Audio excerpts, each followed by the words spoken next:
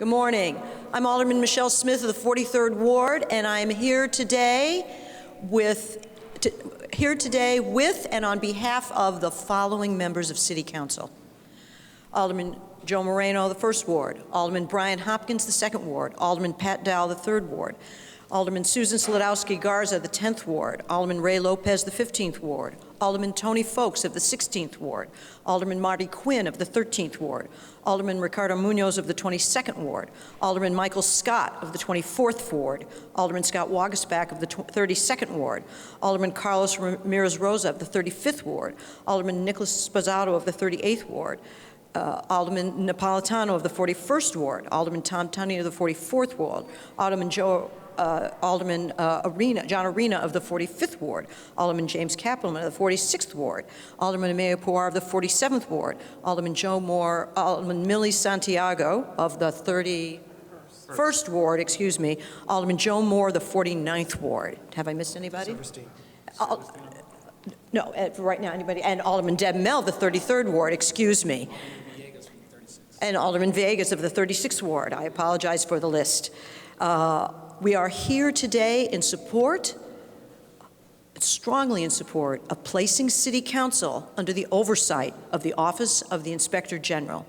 It is a simple concept that has been difficult to achieve. When I first became Alderman, I pledged to work for more open, transparent, and ethical government.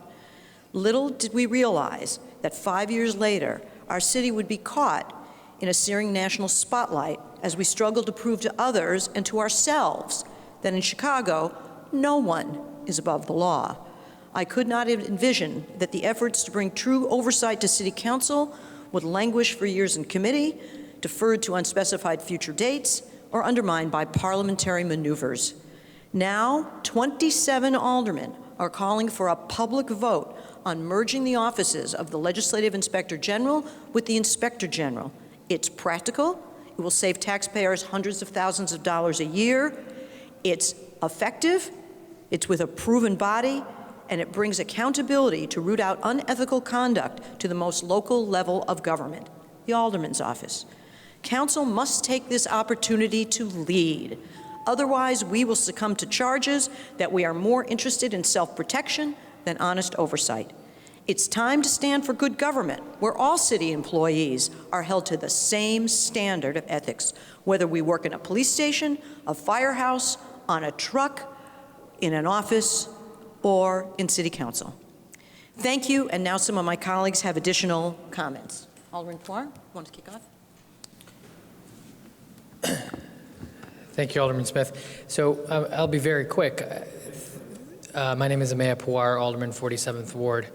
I'll be very quick. The truest reform is the merger of the two offices. That's the cheapest way to do it. It's the most effective way to do it. And it also provides one unified body which has oversight over the entire city of Chicago. I think we have to stop debating about personalities, stop talking about where individual people stand, and instead focus on structural reform. Because right now we are just the current occupants of our offices, but whenever you talk about a reform to city government or any level of government, it has to be a structural reform independent of who the current office holders are. This reform achieves that, and I believe it's time to take a vote. Thank you. Others? I'd like to say that having a rule, I'm Alderman James Kappelman, 46th Ward, that asking for Rule 41 with this number is unprecedented in the City Council. It's never happened before. That's why it's so important. I grew up in the 1950s and 60s, and I still very well remember the separate but equal when it came to integration. Well, separate but equal did not work in the 1950s and 1960s. It does not work at 2016. So I'm delighted to see this happen. Thank you. I'm Joe Moore, M-O-O-R-E, Alderman of the 49th Ward. It was about 6 years ago that I introduced an ordinance to merge or to have the current Inspector General oversee the City Council. The principle is quite simple.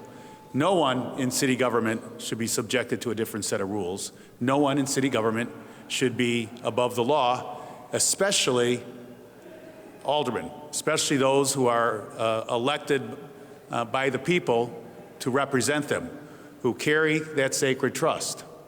And I'm happy to see that 6 years later, thanks to the leadership of Alderman Smith and Alderman Pawar and others, that we are on the verge of doing what we should have done a long time ago, and that is to subject the members of the City Council to the investigatory purview of the city's Inspector General, who, by the way, is renowned as being a professional, who continues to run a professional office, and I strongly expect him to conduct any investigations of allegations of misconduct involving members of the City Council or their staffs with the same level of professionalism he's exhibited throughout city government. Just about every legislative body, just about every city that has an Inspector General has one Inspector General. It makes absolutely no sense to have two Inspector Generals with conflicting lines of jurisdiction, with overlapping lines of jurisdiction, with the waste and duplication that comes with two offices. There's no reason we should have two Inspector Generals. And any attempt to make the current legislation governing the legislative Inspector General to improve it, quote unquote, quite frankly, is nothing more than putting lipstick and perfume on a pig. The best way to do this, the right way to do this, the way that will help to restore confidence in city government is to have one Inspector General for every single person who works for city government. Thank you. Good morning, good afternoon. I'm Alderman Deb Mell, the 33rd Ward. It's very basic for me. I believe in principles before personalities, and the principle is this: we all work for the taxpayers, we all work for the city of Chicago, and there should be one oversight body for all of us. And so I stand here with my colleagues, and I really look forward to consolidating the offices and putting this to rest and start working on what we really need to be working on and fixing and healing our city. Thank you. Anybody else? Okay, we'll take questions. So you have 27 votes. So it appears right now, what could go wrong?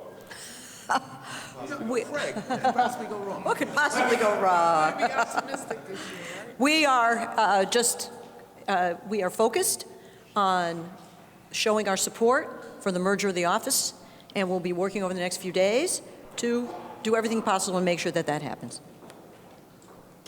And you need for this to be voted on at the next meeting? Yes, the Rule 41 that we have filed is what's called a discharge motion. It says that a majority of City Council wants the matter of the merger to be brought to the floor of City Council where it can be voted on. Any other questions? I think Go ahead. one cause for optimism is the fact that we have a lot of new members of the City Council who are elected on platforms of political reform, who bring a new and fresh approach to city government, who are not, tied or wedded to the old ways of doing business. And I've been very impressed that just about every new member of the City Council has not only signed on to this, but has signed on to this very enthusiastically. I think this is an idea whose time is long overdue, but whose time has come. And let me, please, can someone address the argument that is used, at least, when people are debating this, and that is the one of separation of powers, that a central Inspector General is more answers more to the mayor than to the City Council, and could be used as a tool. Two responses to that. Number one, as I pointed out in my remarks, just about every state and city government that has an Inspector General has one Inspector General. They don't bifurcate it. So that separation of powers argument has been pretty much rejected by just about every political jurisdiction. And also, I kind of find it ironic that in the city council, which is, known for, I'll put it this way, for the fact that aldermen don't always, aren't regularly, who work with the administration, whoever the mayor is.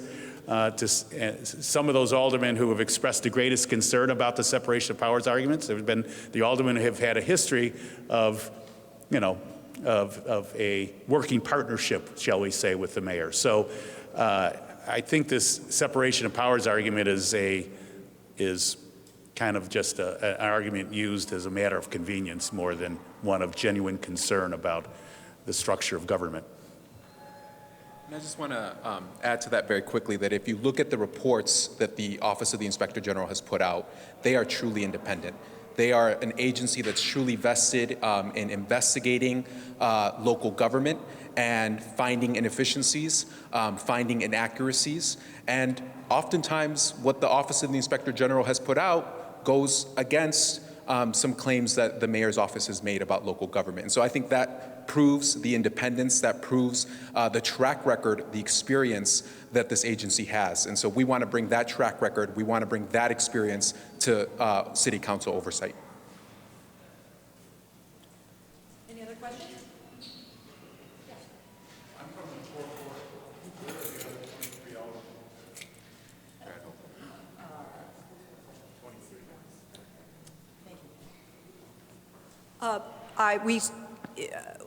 We have 27 aldermen who have signed this, and you can see who they are on the clerk's website. And if your alderman is not among them, we suggest you call and ask them to join. Yes.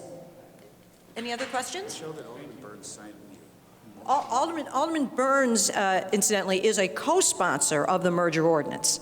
He just is not here today, but he is a co-sponsor of the merger ordinance. It never hurts to remind them and thank them for their support for Yes, good legislation. thank you. Are there any other questions? Not? Thank you very much. Thank you very much. And So.